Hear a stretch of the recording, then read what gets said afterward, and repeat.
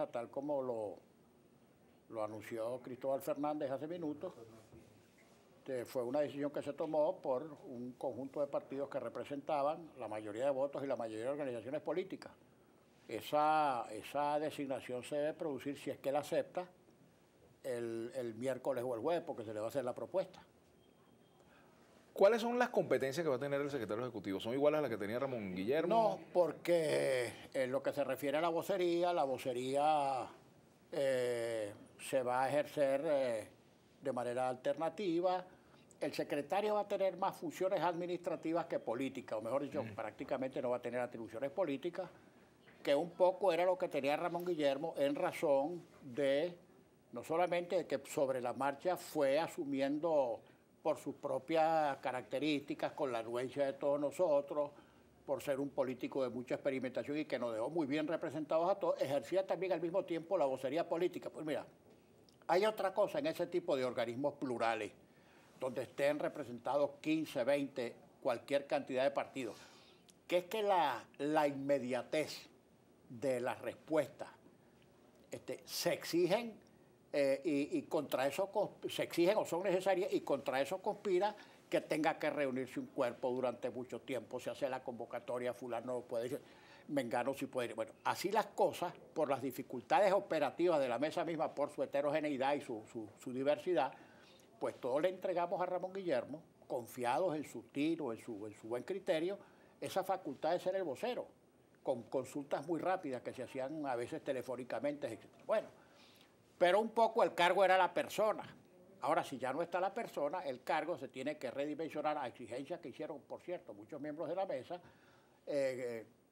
quitársele, o sea, asignarle al secretario las facultades específicas de secretario administrativo de la mesa para las convocatorias, para el ordenamiento de los debates, los derechos de palabra, la transmisión de información, etcétera, y la vocería política reservársela a las organizaciones de manera rotativa en la decisión que se tome para cada caso específico. Ahora, no hubo unanimidad en la designación de Jesús Torrealba. Bueno, hubo organizaciones, no fue que hubo oposición, hubo organizaciones que dijeron no habían sido consultadas, aunque eso fue un nombre que surgió a última hora, el día jueves, entonces empezaron a hacerse las consultas con todas las organizaciones involucradas. Nadie vetó, ni nadie tachó, sino que simplemente algunos no emitieron opinión positiva, en el sentido que no habían conversado con él, etcétera, y parece que eso se va a hacer en las próximas horas. La hoja de ruta de la oposición de aquí en adelante, Henry, porque ha habido mucha tela que cortar en ese sentido yo he hecho varias cosas, Vladimir, que a lo mejor hay gente que no le gusta, y yo lo asumí públicamente, hay gente que no quiere escuchar las cosas que se le deben decir. Y un dirigente político responsable tiene que asumir esa responsabilidad, esa tarea. Bueno, en primer lugar, el discurso hay que despolarizarlo. Si en los últimos 15 años, desde Chávez hasta acá, el gobierno ha utilizado un discurso político polarizante o polarizador y le ha dado resultados, a ojos vistas, le ha dado resultados políticos, una reflexión elemental debería llevarnos a la conclusión de que tenemos que hacer lo contrario a aquello de lo que ha ocurrido porque no nos hemos favorecido políticamente. Entonces, tratemos de despolarizar. En segundo lugar, mira, cada cual o cada sector piensa que lo más importante es lo que a él le interesa. Los políticos pensamos que lo más importante es la política, los comunicadores que la comunicación social, los médicos que la medicina, etcétera, etcétera, etcétera. Pero resulta que a la inmensa mayoría de los venezolanos, de los ciudadanos comunes y corrientes, lo que le interesa es su cotidianidad, su problema específico de abastecimiento, de seguridad, de servicios públicos, de estabilidad laboral, etcétera, etcétera, etcétera. Bueno, tenemos que dirigir hacia allí una propuesta seria, creíble, fiable, viable, que la gente perciba como tal y sobre todo que la transmita un ente que merezca la confianza de la gente, porque yo puedo emitir un mensaje muy bueno, pero si yo me estoy peleando, si la mesa se divide, en fin, si aparece incoherente, cada cual con su propia estrategia, ¿qué es lo que va a decir el ciudadano? Bueno, pero si ellos no se ponen de acuerdo entre ellos, ¿qué le voy a creer en la propuesta que me están haciendo o cómo van a pretender dirigirme a mí? Esas son cosas elementales que se caen de madura. Ojalá que todos reflexionemos en ese sentido. Mira, yo lo dije hoy en la reunión de la mesa. Alguien dijo hace 2 o 3 semanas que la heterogeneidad y la diversidad no comprometían a la unidad y que cada organización podía tener su propia agenda. Yo creo que es un error. Si cada organización tiene su propia agenda, su propia hoja de ruta, por muchos abrazos y proclamas unitarias que haya, eso compromete la unidad como un todo, eso dispersa esfuerzos, eso en definitiva va a generar encontronazos, porque se empieza siempre con ese tipo de palabras y ese tipo de frases amigables, pero entonces termina la confrontación. Claro. Y eso es lo que hemos visto en los últimos tiempos. ¿Y es posible marchar así, Henry? Yo creo que es muy difícil, pero tú sabes que la política es permanentemente un ejercicio de ensayo y error. Yo creo que es un error. Yo creo que es un error porque, y no es cuestión ni siquiera de experiencia política, sino de sentido común. Frente a una situación como esa, la dispersión de esfuerzos, la diversidad de criterios, lo que hacen es confundir a la gente. Si el partido A dice una cosa, el partido B otra, el C una distinta y el D algo que no coincide con las otras tres, ¿qué puede percibir el ciudadano común? ¿Cómo te la llevas tú con las redes sociales, Henry? Por ejemplo, el Twitter, que tú eres muy citado en el Twitter, muy mencionado para bien y para mal. Bueno, yo emito mis mensajes, siempre trato de hacerlo en sentido positivo, pero bueno, por supuesto, o sea que hay laboratorio.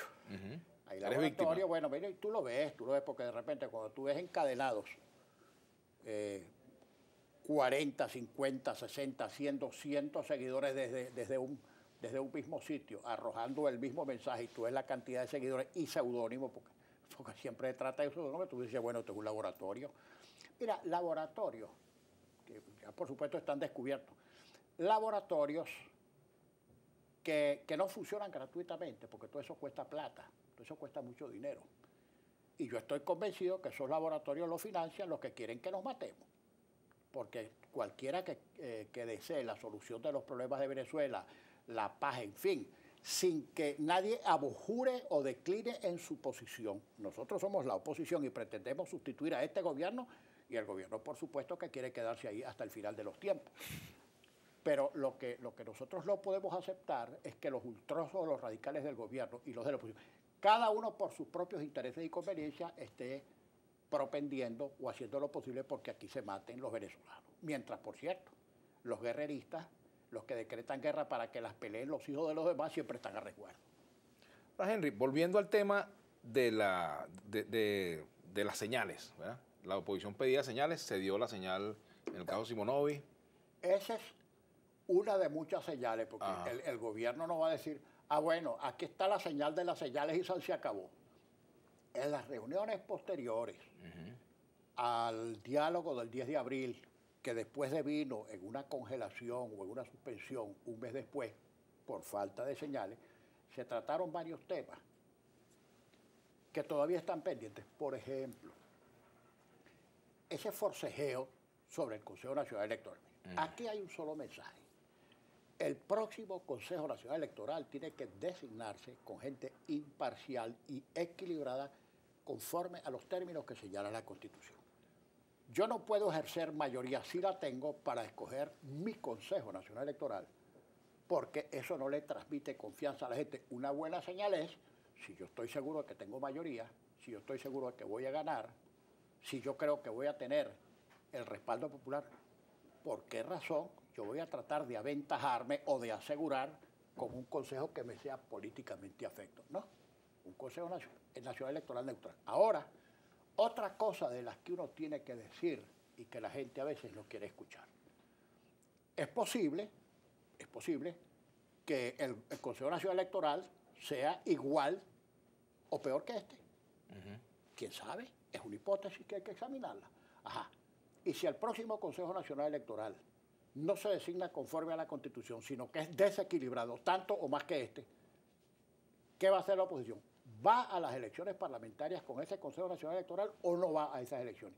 Porque ya he visto por allí factores que están diciendo que no se puede ir por esto y por aquello. Una especie de replay o de reprise de lo que pasó en el 2005.